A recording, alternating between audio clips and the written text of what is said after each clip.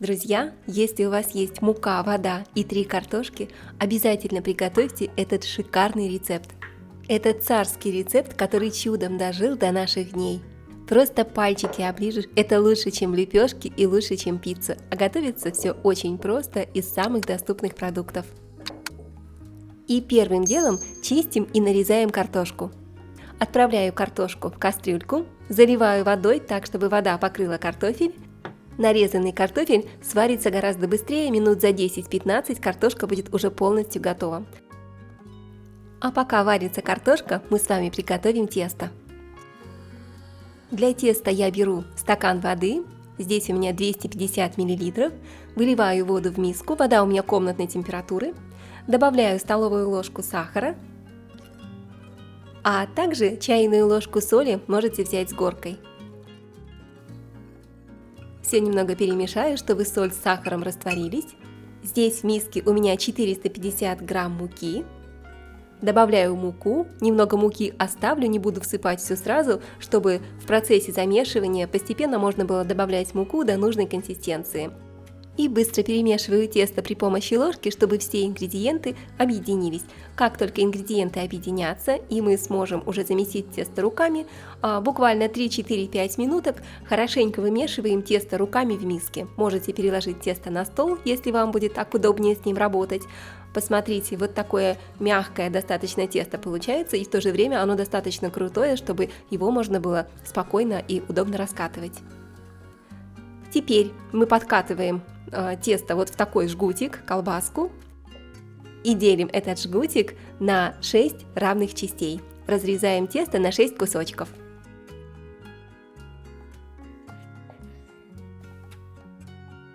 И каждый кусочек теста мы подкатываем вот в такой симпатичный шарик. Посмотрите, все делается очень просто, друзья. Повторяйте за мной, у вас точно все получится.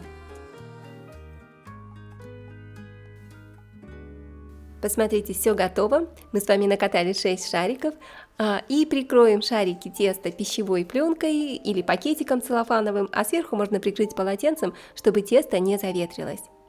Здесь в миске у меня 150 грамм сливочного масла. Я растопила его в микроволновке, вы можете сделать это также на плите, как вам удобнее. И чайную ложечку масла я наливаю на блюдце, беру шарик теста и разминаю тесто вот в такую вот лепешечку. Посмотрите, разминаем просто пальчиками, скалка сейчас не понадобится.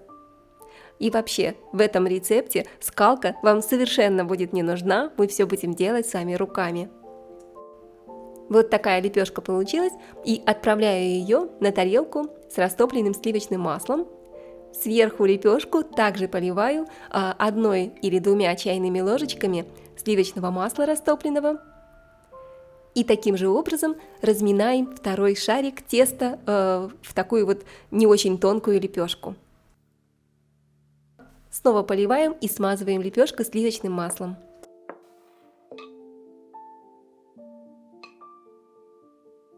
Таким образом мы с вами разминаем в лепешке все 6 шариков теста и вот такой горкой складываем, собираем на тарелке. Мы накрываем лепешки пакетиком или пищевой пленкой и оставляем минут на 10, чтобы тесто впитало в себя сливочное масло. Я просто убираю миску с тестом в сторону, пусть оно немного постоит на кухонном столе при комнатной температуре. А наша картошечка уже полностью сварилась. Сливаю воду с картошки или перекладываю при помощи шумовки в тарелочку, в миску. Добавляю кусочек сливочного масла и вливаю немного тепленького молочка. Готовим самое обычное картофельное пюре. Соль добавляйте по вкусу. Можете добавить сюда еще перчика, если есть желание. И делаем картофельное пюре при помощи толкушки или картофелемялки. А можете просто взять вилочку и размять картошку вилочкой. Получается тоже довольно неплохо, если вдруг у вас где-то затерялась ваша толкушка для картошки, можно обойтись и без нее. Вот такая гладкая, нежная и однородная картофельная пюрешечка получилась. Друзья, я понимаю, что кто-то из моих любимых зрителей, которые сейчас на голодный желудок смотрят это видео, могут не удержаться и съесть картофельное пюре с котлеткой или с сосиской. Я просто пожелаю вам приятного аппетита, а самые мои выдержанные зрители получат в конце настоящую награду в виде шикарного пирога с картофельной начинкой. Картошечку пока отставим в сторону и вернемся к нашему тесту, к нашей горке из блинчиков теста со сливочным маслом.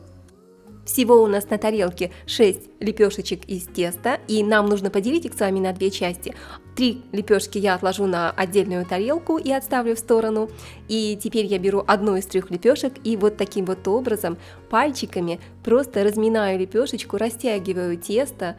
Посмотрите, по рабочей поверхности я раскатываю тесто на силиконовом коврике, на нем работать довольно удобно, но вы также можете сделать это просто на столе. За счет сливочного масла тесто прекрасно тянется и даже никакая скалка вам не понадобится. Теперь при помощи ножа или вот такого вот кулинарного резака делаем несколько надрезов вот таким вот образом. Посмотрите, все очень просто, друзья, повторяйте за мной. Сделали надрезы и получился вот такой вот условный цветок. Середину цветка нашей такой ромашки смазываем растопленным сливочным маслом. Теперь берем один лепесточек, подгибаем его к центру и также немного смажем его растопленным сливочным маслом. Подгибаем следующий лепесток и также смазываем его. Таким образом, нам нужно подогнуть все лепестки, каждый раз смазывая растопленным сливочным маслом. Сливочного масла на самом деле уходит немного, просто таким образом мы с вами готовим настоящее слоеное тесто, домашнее. Это упрощенный вариант, и на самом деле все делается очень просто, друзья. И если вы не съедите картофельное пюре на этапе его приготовления, а продолжите делать вместе со мной, то, я уверяю вас, получится такой пирог абсолютно у каждого. И в результате вы удивите свою семью шикарнейшей выпечкой из самых простых продуктов. Посмотрите, все готово, и у меня получился вот такой конвертик. Мы с вами отложим этот конвертик пока в сторону, он нам понадобится чуть позже. Берем вторую лепешечку и точно таким же образом растягиваем лепешку при помощи пальчиков. А я напоминаю, что мы с вами готовим пирог с тонкой румяной корочкой и обилием сочной, нежной картофельно-сырной начинки. Боже, друзья, это так вкусно! Я уверена, что так готовили царям. А главное, что готовится все очень просто, и продукты для этого пирога с картошкой вам понадобятся самые простые, вы всегда найдете их у себя на кухне, возможно, вам даже не придется идти, бежать в ближайший магазин или на рынок, чтобы закупиться для приготовления этого царского, не побоюсь этого слова, пирога. Посмотрите, мы с вами вот так тоненько растянули тесто. И теперь на самую середину выкладываем тот самый конвертик с теста, который мы с вами приготовили совсем недавно. И вокруг этого конвертика снова делаем вот такие надрезы. А дальше, посмотрите, все очень просто. Берем лепесток теста, подгибаем его к центру, накладываем его сверху на конвертик и точно так же немного смазываем сливочным маслом. Таким образом, собираем конверт, пока не соберем. И в результате нашей работы у нас получается уже не конвертик, а настоящий целый конвертище. Этот конверт мы с вами также откладываем в сторону и точно так же ничего нового. Раскатываем третью лепешку, разминаем пальчиками, выкладываем на середину наш большой конверт, подгибаем края, смазываем сливочным маслом, и у нас получается большущий конвертище из 3 лепешек, которые мы с вами собрали вот в такую шикарную большую бандероль. И этот большой будущий слоеный пирог мы с вами отправляем в пакетик, чтобы не заветрился, и убираем в холодильник буквально на 10 минут, пока мы с вами сделаем то же самое точно так же с 3 другими лепешками, которые мы отложили на другую тарелочку, чтобы ничего не перепутать. И я уже достала наш конвертик с тестом из холодильника, и вот таким вот образом просто разминаю его пальчиками по дну формы. И в результате, друзья, у нас с вами должно получиться 2 таких больших конвертика бандероли, которые будут служить для нижней части пирога и для верхней. И осталось, друзья, всего ничего. Включить духовку, собрать пирог и дождаться, пока он испечется. уже можно начинать звать семью, готовиться к застолью, к домашнему чаепитию или супоедению с вкуснейшим пирогом с картофельно-сырной начинкой. Вот такая красота, видите, как все просто, я уверена, что у вас получится еще лучше, чем у меня. Теперь беру любой тертый сыр, желательно тот, который хорошо плавится, посыпаю дно пирога сыром, а сверху выкладываю нашу картофельную пюрешечку, надеюсь, что вы все-таки ее еще не съели. Вот таким вот образом распределяю картофельное пюре, оно уже остыло, картошка должна быть еле-еле тепленькой или холодной, чтобы она не растопила сливочное масло, которое содержится в нашем слоеном тесте. Распределяю картофельную начинку, а сверху картошку точно так же посыпаю хорошим таким слоем сыра. Как говорится, чем больше сыра, тем вкуснее, поэтому сыра не жалеем, сыпем от души.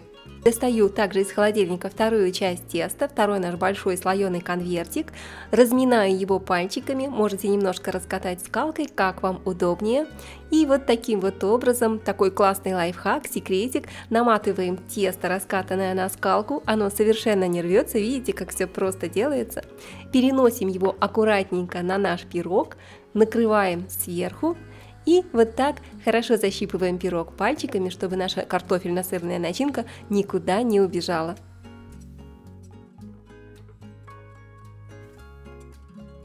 Вот такая красота получается. Сверху пирог можно смазать яичным желтком, смешанным с молоком. Или точно так же смажьте его растопленным сливочным маслом, как вам удобнее.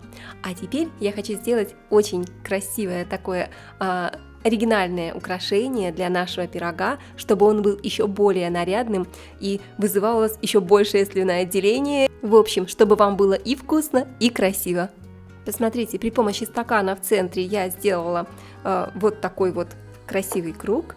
И сделала вокруг этого круга такие надрезы. И получился, по-моему, ромашка. Мне очень напоминает узор этого пирога ромашку. Сверху нашу ромашку я высыпаю кунжутными семенами, черными и белыми. Вы можете посыпать, можете не посыпать, можете посыпать маком. И отправляю в духовку.